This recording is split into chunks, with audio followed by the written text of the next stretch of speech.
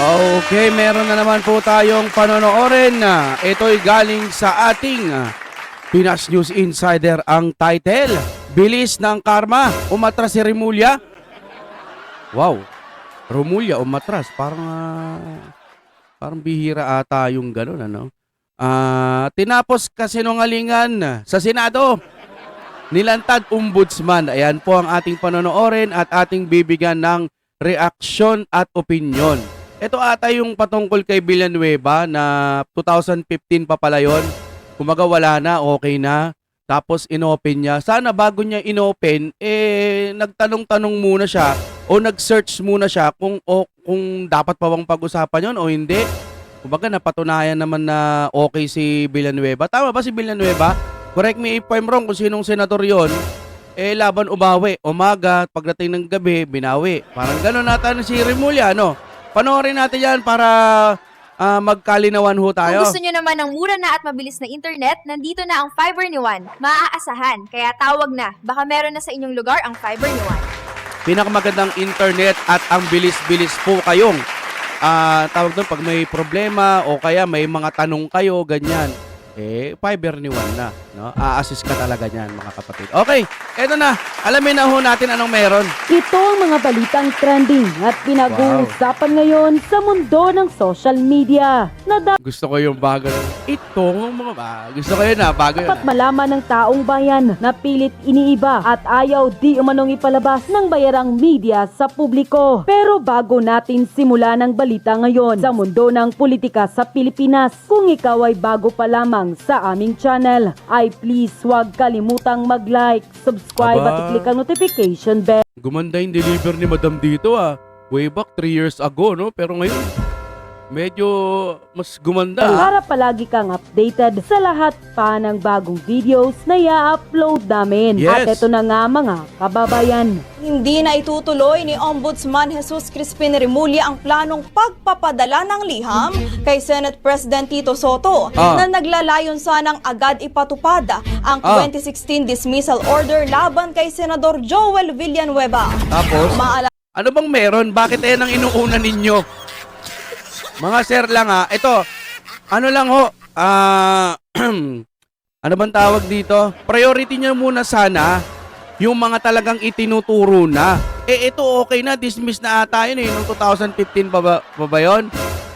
Kung ano-ano mga pinag-uuna ninyo. Unahin nyo po yung mga tinuturo ng Diskaya, tinuturo ng karamihan, ganun ho. Paimbestigahan nyo. Hindi nyo naman tinuturong kasalanan agad nila. Yung mga tinuturo, halimbawa, ito si Remulla. Ay, hindi. O ito si speaker, halimbawa. Sino ba bagong speaker ngayon? O yung lumang speaker, kahit sino. O ito ang promotor, ito ang mastermind. Paimbestigahan nyo. Hindi porkit pinaimbestigahan, may kasalanan na agad. Di ba hindi pa nga guilty? Di imbestigahan lang. Kung sino-sino mga pinag-iimbestigahan nyo po. Kung sino-sino mga inaasikaso ninyo, unahin nyo yung mga tinuturo. Magpapasko na, wala pa rin nakukulong sa flood control. Di ba? Dapat may makulong. Kung ano-ano mga pinag-uuna naman. Okay mga kapatid, ituloy na natin to habang nanonood kayo. Pabindot naman ng like dyan. Alang mayroon ng dismissal order laban kay Villanueva matapos sabihin noon ng ombudsman na guilty ito sa grave misconduct, serious dishonesty and conduct prejudicial to the interest of service. Ano ba pinagsasabi nito? Hindi pa siya nag-search. Dahil sa umunoy pagkakasangkot sa 10 million pork barrel scam. 10 million versus billion. Ba't ito mga pinag-uuna? Men, why? Why? Ang daming pwedeng unahin. Alam ko pwedeng unahin yan, pero tapos na, sana sinerch nyo muna. Naman, ba't ganito gobyerno natin ngayon, mamin? Billion ayaw unahin. 10 million. Okay naman dapat, pero wala na, dismiss na Dapat yung unahin yung mga ganun. Eto billion billion. Hello? Tao po, pakatok. Kakatok lang po kami, tatanungin lang po namin. Sir, ba't yan po inuuna? Naman. Naman. Ang galing talaga mga kapatid. Comment nga kayo. Dapat bang unahin yung 10 million kaysa doon sa billion, hundreds of billion? Ang galing. Comment po kayo dyan mga kapatid, hindi naman sa inuutusan. Kumbaga sama-sama tayo ditong iisang damdamin. Lalong nakakakenggoy. With all due respect, nire-respeto natin yung batas kung talagang dapat may pagkakamali doon sa 10 million, bakit hindi natin yan hungkatin? Diba? Eh doon, imbestigahan din. Ngayon, pag walang kasalanan, di okay, diba? Billion, 200 billion, 100 billion. Yung mga trillion. Yung kay ganire at kay ganito. Paimbestigahan. Pag walang kasalanan, ito tapos. Tignan ko ano pinag-uuna. Yun lang po ginagalang ko natin yan, yung mga ombudsman, o kahit sino pa man yung mga nandiyan dyan. Pag may kasalanan at mapatunayan, bakit hindi tayo magsalita ng opinion natin, di ba? Kaso ang opinion natin sa nangyayari, ba't kung sino-sino pinag-uuna ninyo? Straight to the point nandiyan na, Liko-liko pa. Naman. Noong siya pa ay miyembro ng Kamara. Sa kabila nito, hindi na ipatupad ng Senado ang naturang kautusan dahil wala raw itong jurisdiction para dito. Sa isang panayam kaninang umaga kay Remulla, sinabi nitong para maituloy ito ay kakailanganin muna ng letter na ipadadala sa Senado at ang Senate President ang siya mismong magpapatupad nito. Samantala ngayong hapon, sinabi ng Ombudsman na hindi na siya magpapadala ng liham sa Senado. Ay, hindi na pala. Sana po, bago magsalita, inaalam. Ito. Tama ba dito yung nangyari kay Villanueva? Sige, i-search natin. Tingnan natin kung totoo. Ay, hindi na pala. Na-dismiss na. Di ba? Ba't hindi? Bakit? Naman! Kayo mga professional dyan Professional kayo, ang tatagal nyo na dyan. Dapat halugugin nyo muna, search nyo muna. O kung ano ba, ito, dapat ba talaga itong ipadala ng liham o kung ano man. Matagal na palang na-dismiss. Kasi ito paunahin ngayon, iniisip ko tuloy. Anong klaseng, bakit ito lumalabas? May diversion bang mangyayari? Para pag-usapan muna nito? Para may mga news na hindi natin masilip agad? Ganun ba yun? Nagtatanong lang sir naman, kabago-bago nyo lang dyan na nakaupo, sir, trabaho. Unahin natin. Yung mga karapat dapat bigyan ng kaso. Nakikita ko Senado parang lumuluhod sa sa House of Representatives opinion ko lang to parang ganun kasi ang nangyayari sa ngayon. Tignan ninyo mga kapatid local lang po ang mga botante nitong mga House of Representatives, Speaker, etc. Mga yung mga nandoon kani-kanilang mga lugar lang, halimbawa Caloocan, Manila, mga ganyan, La Union, di ba? Dito mga kapatid, binoto to ng taong bayan Pero bakit pakiramdam ko yukong-yukong sila doon sa House of Representatives. Senador binoto ng buong Pilipinas. Hindi siya local lang o Caloocan, mga ganon. Hindi Binoto to ng Pilipinas, nationwide. Tapos bakit ganon? Bakit parang lumalamya ata itong mga senador natin dyan? Naging minority pa yung mga karapat-dapat. Wow! Ito talaga dapat ang unahin. Ayaw nyo bang unahin yung sumasabog na computer? Di ba trending yun? Sumasabog, computer. Ano yun? Overuse, tapos biglang sumabog. Di ba? Yun, dapat imbestigahan yun. Yun, unahin talaga dapat yun, di ba? Yun dapat ang pumutok na balita dapat ngayon. O baka nagkamali lang sila ng term na ginamit. Pwede pumutok. Psh! Yun, ganon. Mga putok yun ng power supply, ng capacitor doon po sa power supply ng computer. Ako halos hindi ako nagpapatay ng computer, di naman pumuputok, nag-overuse pa nga ako Dahil sa paglalaro ng games, kumbaga nahahatak, batak yung computer ko na to. Pero hindi naman pumuputok. Ano bang klaseng computer yung mga pinaglalagay doon? Yung mga ganon dapat pa-imbestigahan. O baka naman, sinadya, baka lang baka naman, ito yung opinion lang ho natin, baka naman sinadya para may mga files doon na hard copy na hindi nalulutang kailanman. Pero dapat priority nilang ilagay yon sa computer. Bukod sa computer, posible namang walang website itong DSWD na pwedeng i-upload lahat ng mga files doon sa cloud, etc. Para lang makita ho natin na pwedeng i-download. Kung sakaling magkaroon ng problema, wala pang ganun ng Pilipinas. Naisip ko lang yung problema doon sa computer na sumabog. Baka kasi ginagawa lang nila. Halimbawa, nagka-imbestigahan. Wala na ho yung mga files, nasunog. Sumabog kasi yung computer eh. Wala bang backup? Wala bang sa internet po kasi pwede ka nang mag-save ng mga files. Hindi na po yun masusunog lalo na't nasa internet na. Pwera na lang kung gano'n na. Kasi computer sumabog, walang.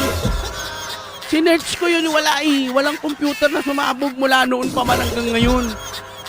Tagal na nating tinitinisyan eh. 1998, naglalaro na ako ng Red Alert. 1998 ba yun? Kalimutan ko na. Basta yung mga ganon. Red Alert 2. Wala namang sumasabog. Kay Villanueva na ulit tayo. Villanueva, nauna ka pang paimbestigahan o nauna ka pang asikasuhin kaysa sa mga flood control na kung sino dapat yung managot. Ay, po. Tayo lang naman nagugulat. No hate naman tayo. Ni Remulla, nasurpresa siya sa secret decision ni dating Ombudsman Samuel Martires na pahintulutan ang mosyon ni Villanueva para sa reconsideration. Ito ang magbabaliktad sa 2016 order na inisyo naman ni nooy Ombudsman Conchita Carpio Morales.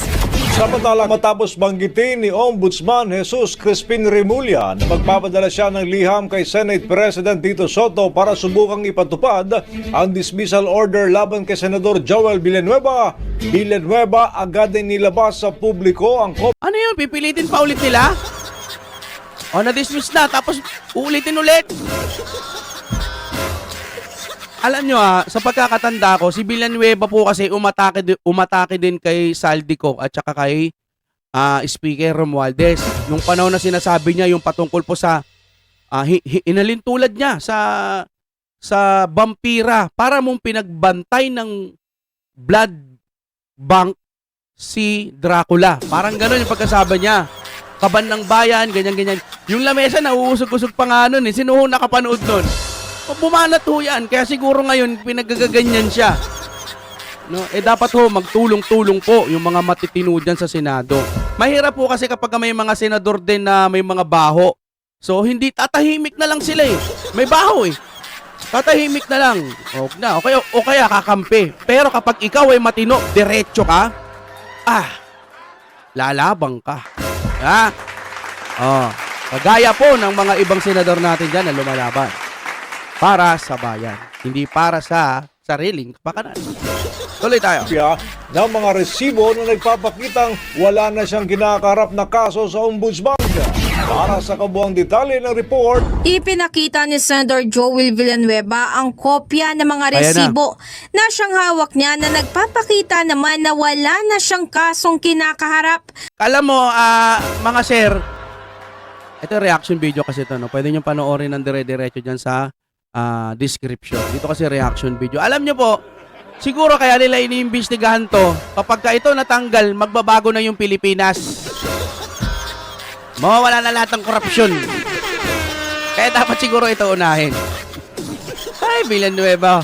Ano bang ginagawa nila? Dito nga sa Office of the Ombudsman, ito ang naging aksyon ng senador matapos na sabihin nga ni Ombudsman Crispin Boying Remulla na magpapadala siya ng liham kay Senate President Tito Soto para subukang ipatupad ang dismissal order laban kay Villanueva noong 2016. Ayon kay Villanueva, inaasahan na raw niyang mangyayari ang harassment at maging ang fake news na ito laban sa kanya.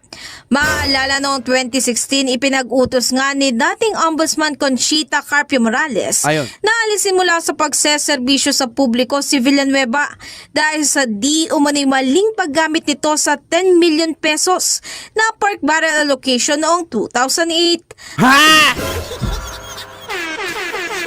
10 million na kailangan asikasuhin ngayon.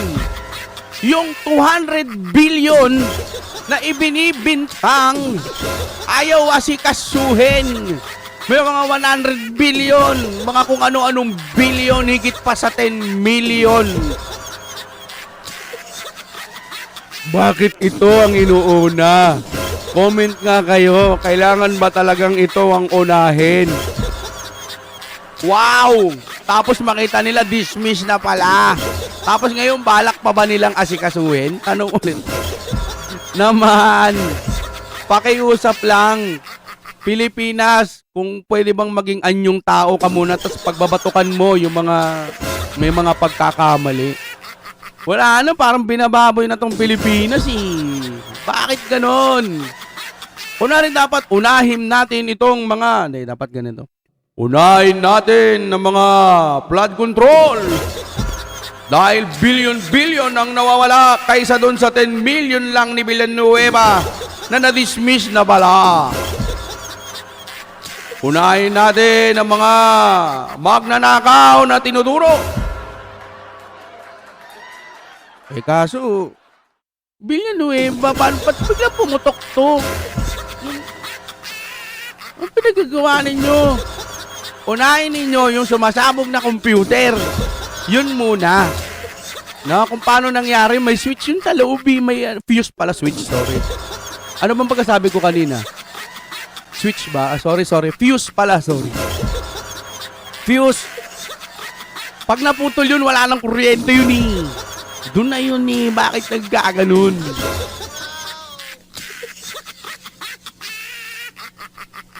Meron na tayong computer na ako, 1997, 1998. No, tapos, 2010, 2000, ay hindi, 2001, 2002, 2003, 2004. Nag-install na ako ng Windows 8. Windows 95 nga eh, nag-install ako eh. Marami pa, may disket pa nun. O nag-assemble, nagkakamali din ako noon, nangangamoy pa. Pag nagkamali ng kabit, mangangamoy. Wala naman sumabog. Ay nako mga kapatid, hindi naman po tayo sa lumalaban sa gobyerno. Lilinawin ko lang, tayo po ay nagre-reaction sa mga nangyayari dito sa Pilipinas. Karapat dapat bang unahin itong mga to?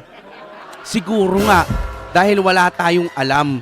Hindi ho tayo tulad nila ng mga nakapag-aral, mga nakapagtapos, o meron na silang experience pagdating po dyan sa gobyerno. Tayo po ay nagbibigay lamang ng opinyon. Nakikita ho kasi natin, siguro hindi nila nakikita kasi nandun sila mismo sa bilog eh. Lumabas kayo sa bilog tapos tignan nyo yung nangyayari dun sa bilog. Siguro baka makita nyo yung nilalaman dun. Ay, nako, Glock 9 yung kanta mong kayo po na nakaupo nga. Subukan nyo namang tumayo. At baka matanaw ninyo ang tunay na kalagayan ko. At marami pang ibang mga Pilipino na gumagawa ng mga kanta para sa gobyerno para magising sila. Pero walang nangyayari. Kailangan ng palitan yung mga dapat palitan. Hindi pwedeng laging ganito na lang ang ating Pilipinas kung mahal. Mga kapatid, mag-like at mag-subscribe kayo. Maraming salamat sa inyong panonood.